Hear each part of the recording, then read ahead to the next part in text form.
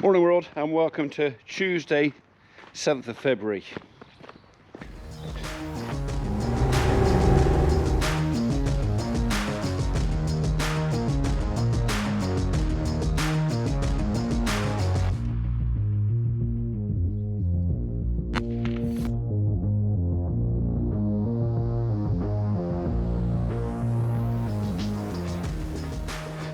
Well, when I say morning, I actually mean afternoon. It's actually 1 o'clock in the afternoon. I've already done half a day.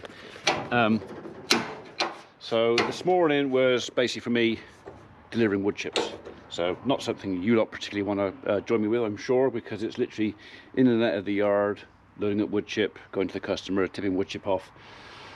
Nothing that exciting. The exciting job, although one of my least favourite jobs, is this afternoon.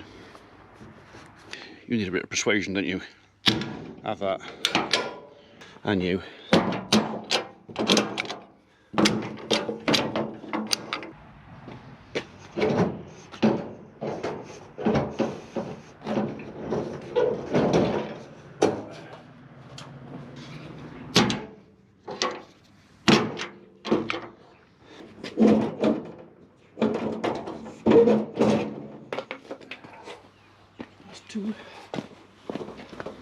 You'll be pleased to learn that I managed to put all this together this morning without hurting my fudging toe. Right, I've got a job for one of those. Well, today or tomorrow. But I need some of that and some broken glass. That's piqued your interest, hasn't it? Why does he want post mix and broken glass?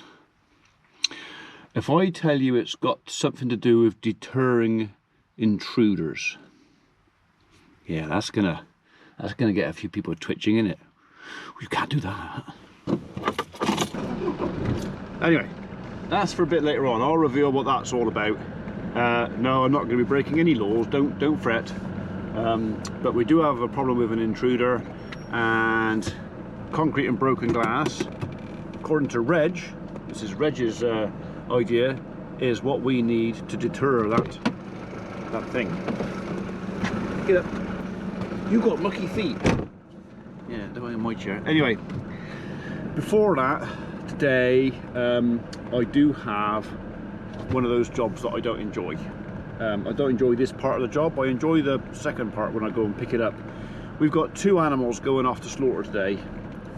They won't actually go through the process until tomorrow, but I like to take them up the afternoon before and put them into lairage, and especially as there's 2 of them keeping each other company, I'll put them into lairage, which is basically a little barn where they'll have water. Sometimes we give them a little bit of grub. The slaughterhouse prefers them not to, because it empties them out. It's less to clean up afterwards.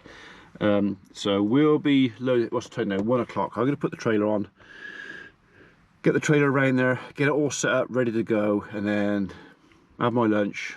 Half an hour break after lunch just to let stuff settle, and then we're going to go over to our abattoir, our local abattoir. It's only 8 miles away, and take 2 animals in for slaughter, which are coming back on the 8th or 9th of March. All the beef packs are sold, bar possibly one. There's a question mark on one of the packs where the customer doesn't know, because it's a long way in advance, doesn't know if they'll be around to collect their beef pack. I don't remember if we've got any reserves. Don't remember.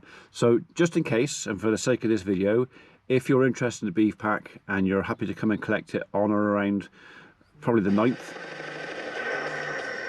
March, then yeah, there may be one here. So Mr. Bond.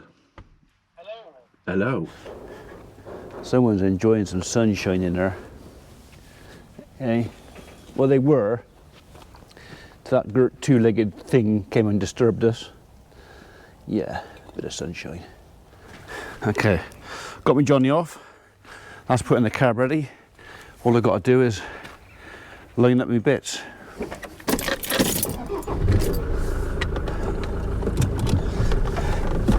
It was a bit painful replacing the starter motor in this thing. Not really painful, a bit painful, but you know what? It's definitely worth it. Just to have the thing just go, and none of this I'm waiting a minute if I feel like it. So it just goes. Alright, okay. Should I go back and lock the trailer first? No, let's guess. Let's guess where we are. Another 4 inches. Right there-ish.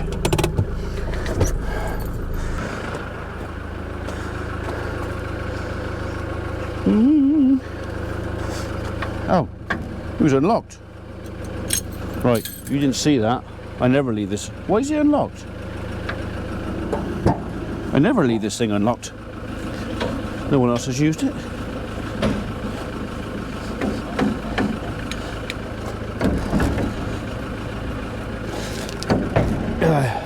I got to come back ½ inch.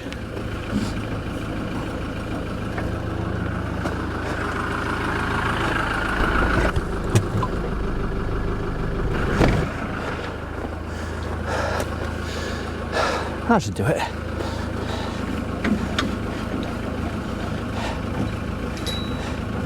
I am an inch offline that way. Go on.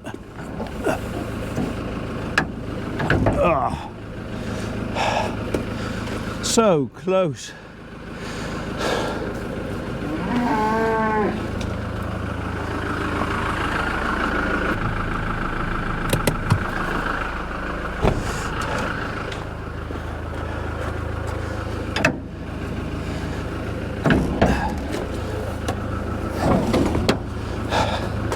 Sometimes being a couple of ounces overweight has its uses.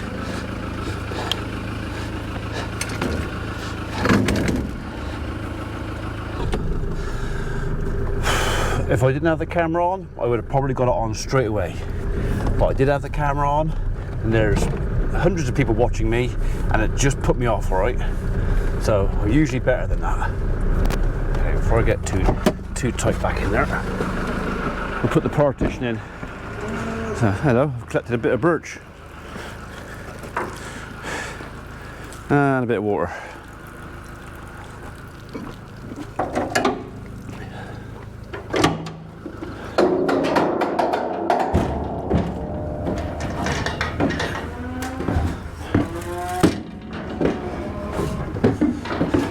So what I'm going to do is I'm going to put the partition gate in. I know I've told you about this before, but there's a few newbies here.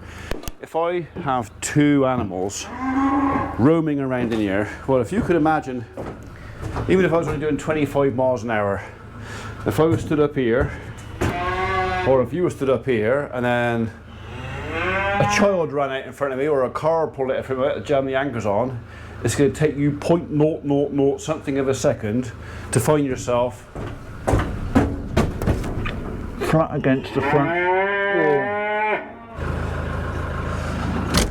So we put this partition gate in just to make it smaller and keep everything up the front a bit more tight and a bit more safe.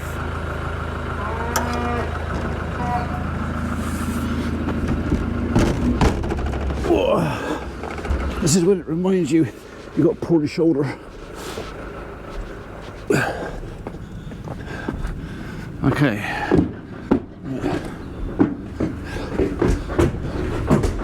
So I just need enough space in here to put 2 cattle in, give them room to move about, and if they have to, turn around. But that's all they need. We don't want them getting beaten up, do we? Go on, round there. That should go in there. Go on. Get in there. I had to think about it.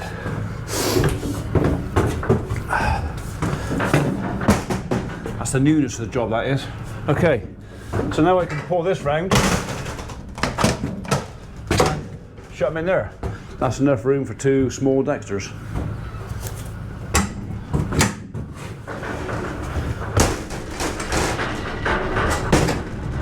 Yeah, it's a shame they didn't drill the holes that they could, you know, just lock this round.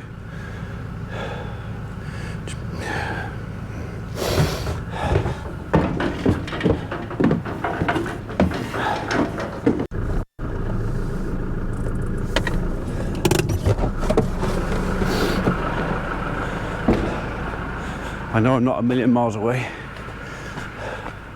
I also know I've got to come back a bit more.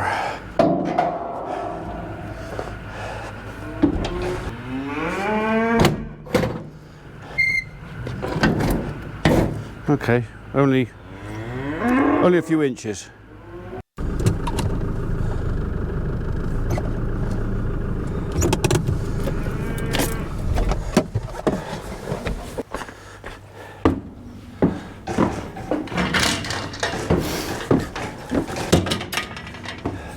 It's all thought out, this, you know. It's all planned and deliberate.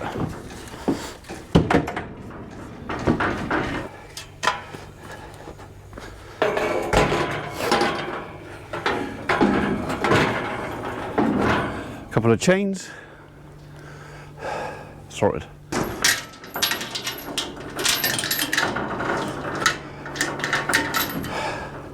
There's one. I'll put a chain on there too. Is there one over there? No. I'm marking my territory. A bit of privacy, please, you know. Okay. Just a scatter of straw. The trailer doesn't need this. It's not to catch muck or that. This is literally just to make the trailer a bit less scary. Cattle aren't fond of going into dark places, but they're even less fond of going into shiny places. So, and sadly for them, my OCD and the government like trailers shiny. Here you are. Nothing scary about that at all, is there? Ow, ow, ow.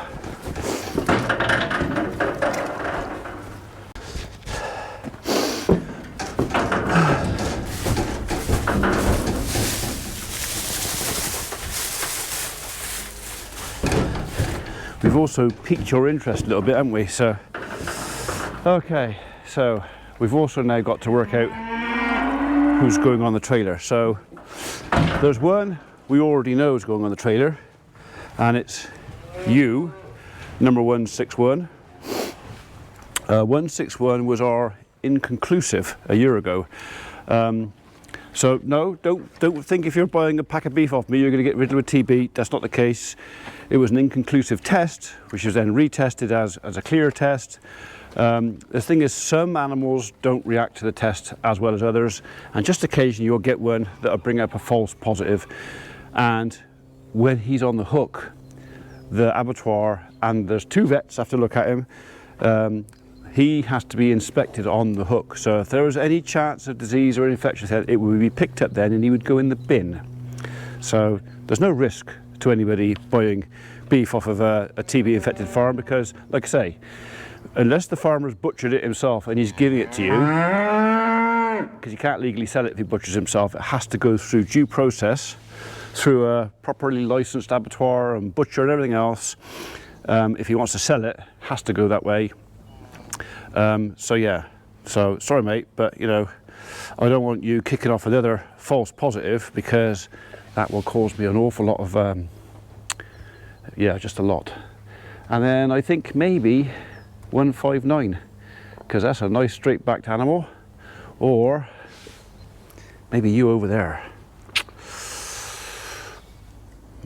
Anyhow, fun and games after dinner, because I've got to separate these 2 out from the herd and then get them in there.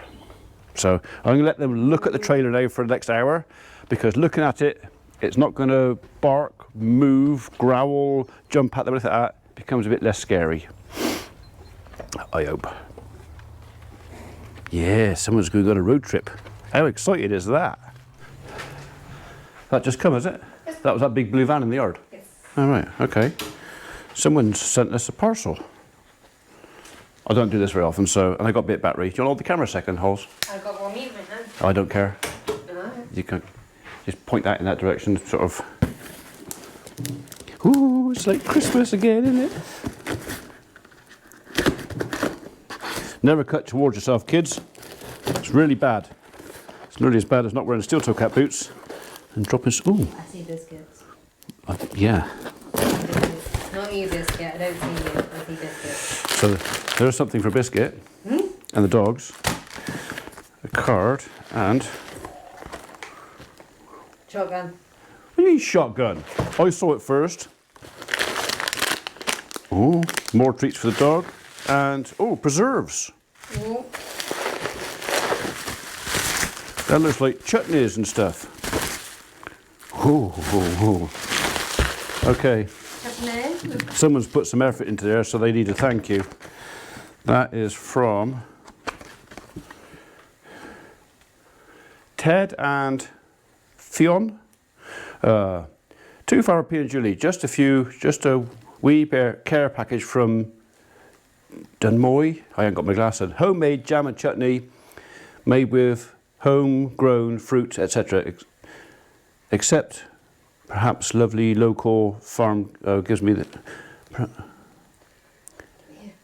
What? Yeah, I don't need my glasses. I can read it. Not that. 2 farm opinion. Just a wee care package from. You're dyslexic. Des Moines. Yeah. I'm dyslexic, but hey. Yeah. Homemade jams and chutney made with homegrown fruits, etc. Except. I don't know what that says. Yeah. Something lovely Local farmer gives me. Gives me them. Damsons. Damsons. See? Teamwork. Yeah. Chocolate biscuits, etc. Buns. The handwriting is a bit hard for me to read. I do apologise. Yeah. Buns needed. Needles. Pamphlet filled the box. Okay. Also. Succulent? No. Local British. Biscuit. Oh. I think this bit is about dog biscuits and the biscuit. So I haven't got my glasses on. She's dyslexic, and Thank you, nothing wrong with your handwriting. It's just that neither of us can read. Nothing wrong with your handwriting. Nothing. We can't read it. So Ted and Fionn.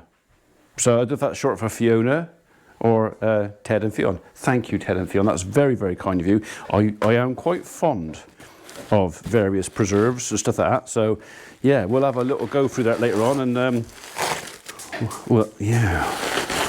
Mine. I've just worked out why we struggled to read the writing. Right. It's the accent and the dialect. Right. It's Irish.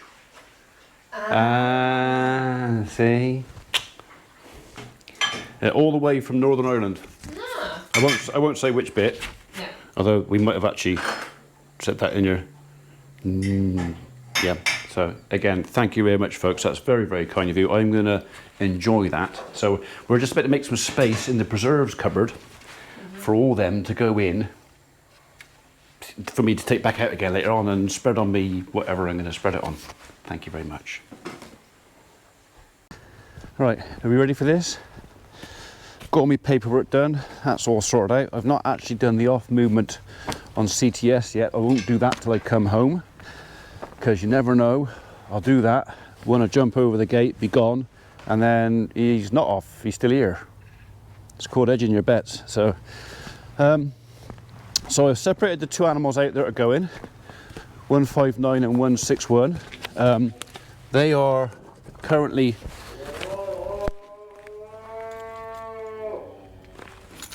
that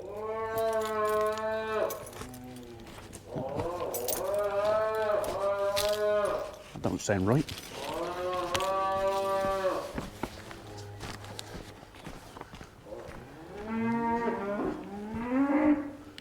What's going on?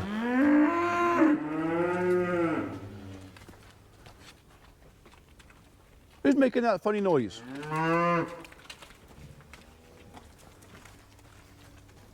A strange sound. Anyway, as I was saying, the easy bit's done. Now I've got to get them in the trailer. Once they're in the trailer and they're shut in there, then I can relax. I think actually what it is, I think it's one of the steers that's going, has got his nose under the door and he's talking to the girls. So this, oh no, yeah, you come on, you can come in here. I know who you are then. Go on, in you go. Good girl. Stay there. Right, this is where it gets exciting. I will take my persuader just in case.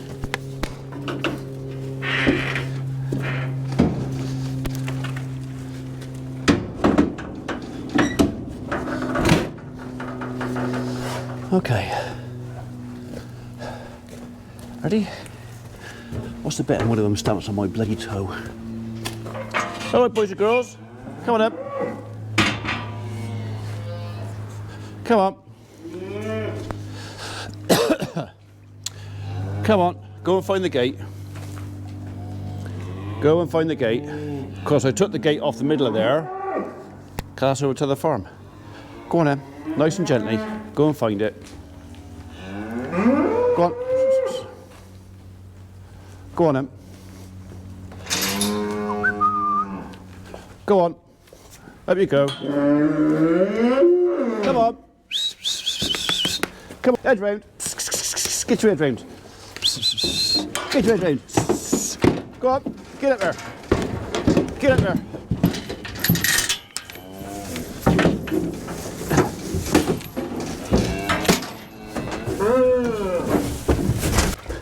Sorry about that, you missed all the fun. That's a lie, it wasn't fun at all. But, okay, so they're now in behind the partition. Sort themselves out in there. We'll start making tracks.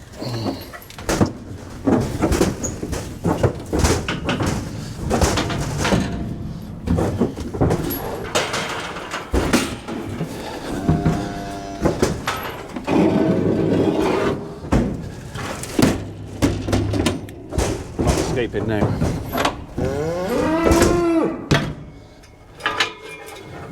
Right, we'll just put all this straight in here and then we can get going.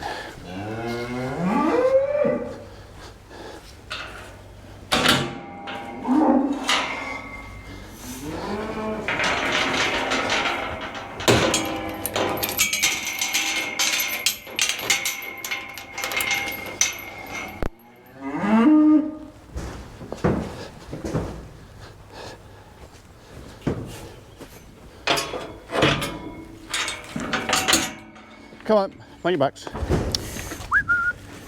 Mind your backs. Mind your backs. Mind your backs. Move it up.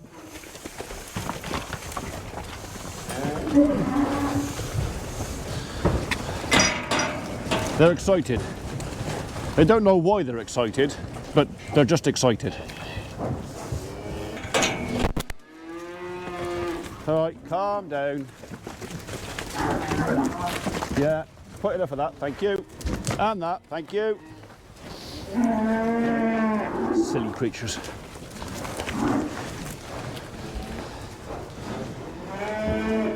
That's it. One of the reasons I'm going to give them a clean bed later on, and not now, because they were just going to chew it up. Weren't you?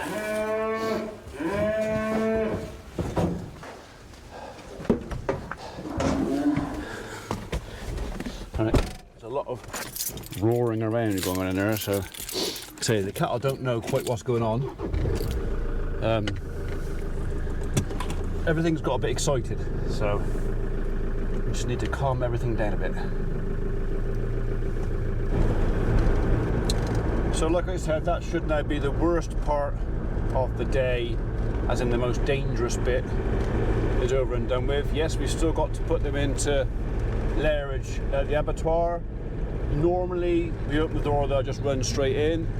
Occasionally, you'll get one that doesn't want to come out the box. Only ever happened to me once, and that was last year actually. But normally they'll just quite happy just have a sniff, go what's going on. It's all new, it's all different sounds and smells, and curiosity usually gets the better of them, and then they just usually walk out. Into lairage. Lairage, if I can sort of elaborate a little bit more, is small indoor pens. A pen would be probably twice the size of the trailer, the entire inside of the trailer, volume wise.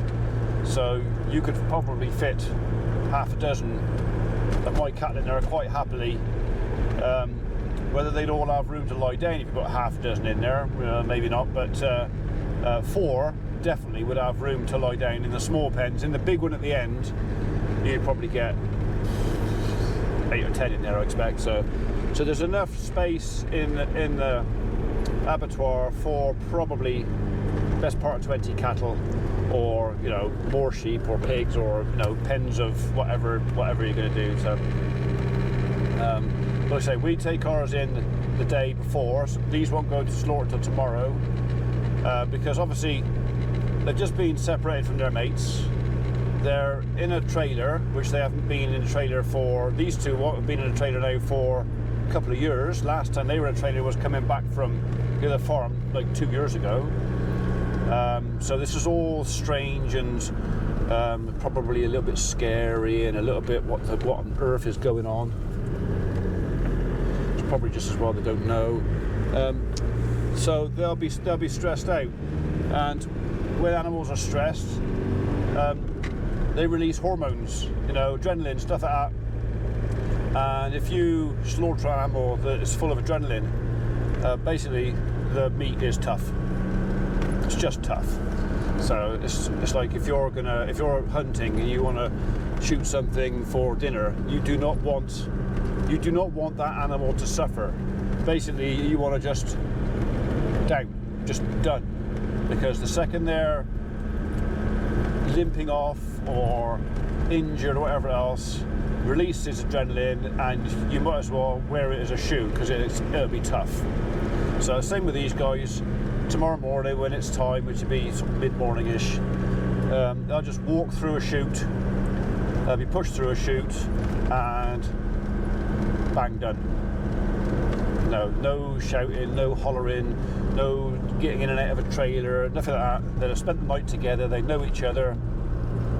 The whole idea is to make this as stress-free as we can, which is better for the animals, and it also means I can produce a better quality beef, because honestly, you can produce the best beef in the world, but if you stress them out before they go to slaughter, you've basically spent all that time and effort and wasted your money. They want to be as stress-free as possible. No adrenaline. Just open the gate, they walk through the gate, bang, good night, thank you, I'll have roast potatoes and mine.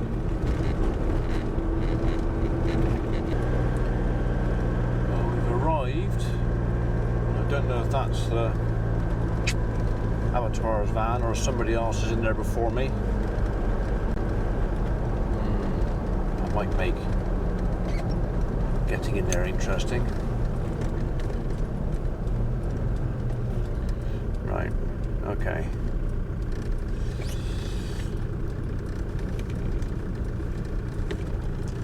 Am I going to get down this side of you? Tight. Really tight. But needs must. Oh, that's too fast.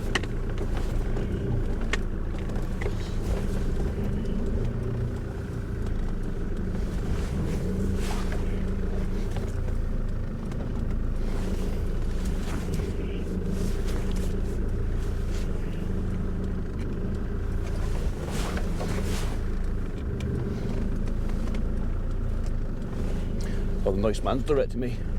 That's it. I think we're more or less lined up now.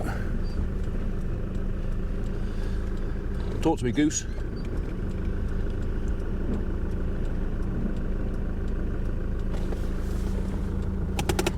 Right, back in a minute.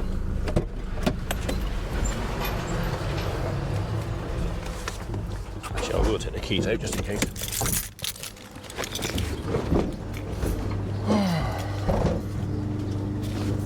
Afternoon. All right. Oh, I'm all right. Is everybody else? Yeah, that's Same as always.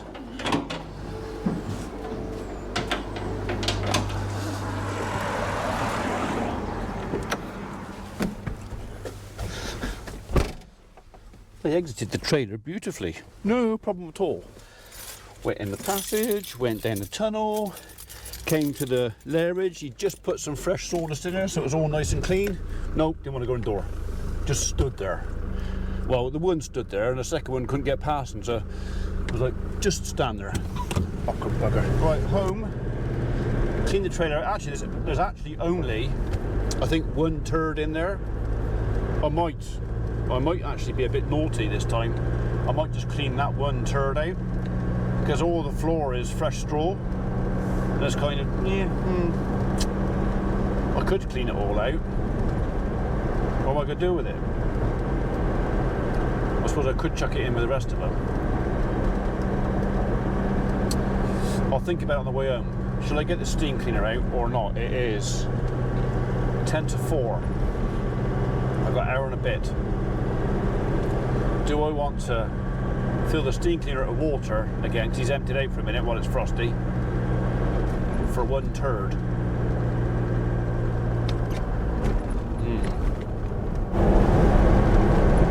All in all, I can't really complain about the day. Everything's gone fairly smoothly, to be honest. The cattle separated easily. They went up in the trailer. Not bad. I mean, there was no shouting and hollering and whatever else. Well, maybe a little tiny bit, but not much. Yeah, no one's got hurt. No one's got really that badly stressed out. So I always get stressed out the night before this. So last night I didn't sleep very well, and that's just because I'm a bit of an old soft git. I mean, don't get me wrong. I love a piece of beef. Really, really enjoy a piece of beef. And I really, really enjoy my own beef. Not just because I know what's gone into it, it's more importantly than not what I know hasn't gone into it. I know all the things that haven't gone into it. So, and that's pretty much everything, apart from grass. That's it, that's an air. Grass and air, that's what my beef gets. So, could I make it fatter, plumper, and everything else? Yes, I could. I could pump them full of protein with soy and wheat and meal and nuts and all that, so I could do that. But then in my way of thinking, that's not grass-reared beef. So I charge more per kilo than you pay in it, but I don't produce big animals, and that's deliberate. We'll see. We're umming and ahhing about pigeon meat's being put down to maize this year for a neighbour, and the intention was to put that back down to grass at the end of the year, but I'm considering maybe putting pigeon meat into barley, and maybe 10 acres of barley. The straw will be bed and breakfast, so I could use the straw for my young stock, and the grains, well, I've got a neighbour with a mill. I could probably get that milled and feed my own. And basically, again, if I'm growing my own, I know what's gone on it and what hasn't. So yeah, food for thought. Food for thought. So it's a case of maybe we'll up our protein levels a little bit, but it'll be all homegrown, and it's still basically a grass. Barley is a grass.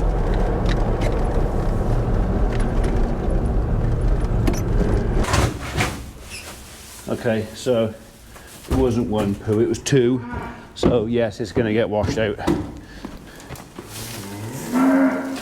But waste not, want not.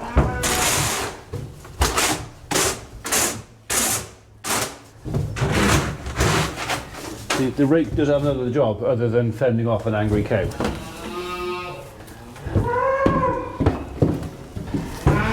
Whether it gets washed out tonight, though, it might be tomorrow morning. So I've actually got all the worst of the nastiness out.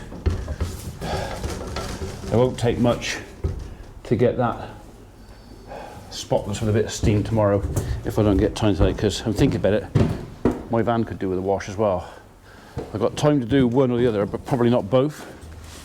So maybe I'll leave this on here for tonight and shut off in the morning before I put it away. That sounds like a plan. Okay. And besides that, they want feeding.